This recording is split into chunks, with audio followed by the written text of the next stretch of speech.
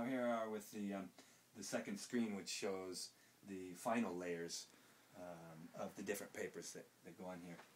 The last layer we saw was the minogumi paper, and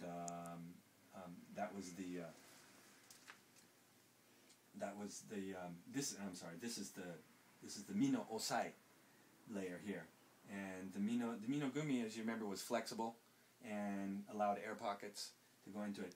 This is the job of the mino osai is actually to hold all that down and kind of pull things back together again. So at the risk of repeating myself endlessly, we can see that each layer alternates between something that's designed to hold the structure together and a buffer kind of layer which allows some flexibility. So that's a mino osai, and then shitauke. Okay, so here we go with another flexible layer, and you can see that the sizes of the sheets are different from these. So all these different overlapping layers have different sizes and different kinds of paper. Once again, this is one that's just allowed, it's there to allow for some flexibility in the structure. And then before we get to the final layer on the backside, which is the silk over here, the silk cannot be placed on something like this, which has all the air pockets in it. You can see it's actually not tight as a drum here. It's purposely applied that way. So we've got to take that layer and press that down one more time before we put on the silk, and that's what this paper's job is for. And this is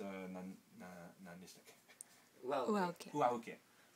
And also, once again, we've got different size sheets going on here, overlapping, and this stuff looks like it's probably not too old. It's probably not as historical as the other paper, but you can see it's. And this is starting to sound more ki no oto mitai ne. This is starting to sound like solid wood here when we get here. So that's a little bit deeper tone. So it's almost like the drum skin is a little bit looser here. Now it's tightened up once more. Drum. Yeah. Taiko mitai ne. Okay, so you got that layer down. That's the final layer before this wonderful, lovely raw silk gets put on here. This is actually glued on the inside with a special Japanese nori paste glue. It's kind of a lighter glue that goes on the whole sheet first, and then he uses a special archival bond just for the edges, because all this gets folded around the edges before the beautiful lacquer frame goes on it. And we can see this is kind of a nice natural grass color.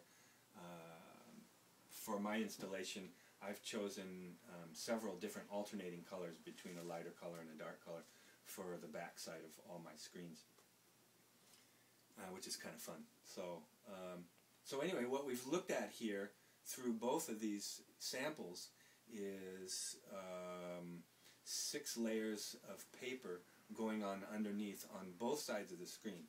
We see the finished result here leading to the back side of the screen. On the front side here would normally be my paintings, and but in either case, you've got the same 6 layers going down on both sides of the bones, the framework.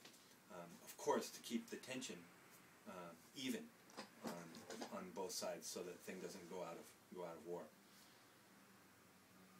So that's basically it. It's its own climate control organic computer.